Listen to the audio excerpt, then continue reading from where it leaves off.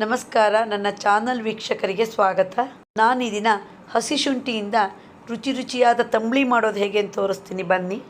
ಅರ್ಧ ಇಂಚು ಒಣಶುಂಠಿನ ನಾನು ಸಿಪ್ಪೆ ತೆಗೆದು ಹೆಚ್ಚಿಟ್ಕೊಂಡಿದ್ದೀನಿ. 10 ಕಾಳುಮೆಣಸು ಇಟ್ಕೊಂಡಿದ್ದೀನಿ. 4 ಸ್ಪೂನು ಕಾಯಿ ಹೂವನ್ನ ಮಿಕ್ಸಿಗೆ ಹಾಕಿದ್ದೀನಿ. ಹಸಿ ಶುಂಠಿ ಮತ್ತು ಕಾಳುಮೆಣಸನ್ನ ಹಾಗೆ ಜಜ್ಜಿಕೊಂಡಿದ್ದೀನಿ. ಅರ್ಧ ಸ್ಪೂನ್ ಜೀರಿಗೆ ಹಾಕಿದ್ದೀನಿ. ಈಗ ಇವೆಲ್ಲವನ್ನು ಮಿಕ್ಸಿ ಜಾರಿಗೆ ಹಾಕ್ಕೊಂಡಿದ್ದೀನಿ.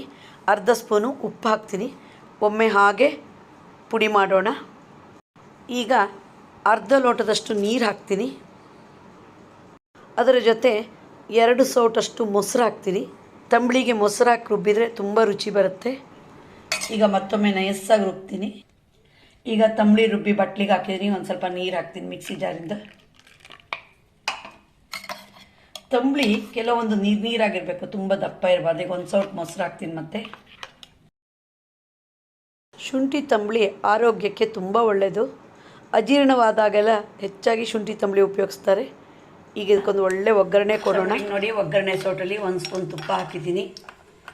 2 ಒಣಮೆಣಸಿನ್ಕಾಯಿ ಚೂರು ಹಾಕಿದ್ದೀನಿ. ಈಗ ಜೀರಿಗೆ ಹಾಕ್ತೀನಿ. ಜೀರಿಗೆ, ತುಪ್ಪ, ಮೊಸರು ಎಲ್ಲವೂ ತಂಪು, ದೇಹಕ್ಕೆ ಅಷ್ಟು ಒಳ್ಳೆಯದು. ತಂಬಳಿ ಊಟ ಮಾಡಿದರೆ ಸ್ವಲ್ಪ ಜೀರಿಗೆ ಚೆನ್ನಾಗಿ ಫ್ರೈ ಆಗಬೇಕು. 1/4 ಚಮಚದಷ್ಟು ಸಾಸಿವೆ ಕಾಳು ಹಾಕಿದ್ದೀನಿ. ಈಗ ಸ್ವಲ್ಪ ಒಗ್ಗರಣೆ ಫ್ರೈ ಆಗಲಿ. ಈಗ ಒಗ್ಗರಣೆ ತಂಬಳಿಗೆ ಹಾಕೋಣ. ತಂಬಳಿಗೆ ಒಗ್ಗರಣೆ ಹಾಕಾಯಿತು. ಈಗ ಊಟ ಮಾಡೋಕ್ಕೆ ರೆಡಿಯಾಗಿದೆ ತಂಬಳಿ.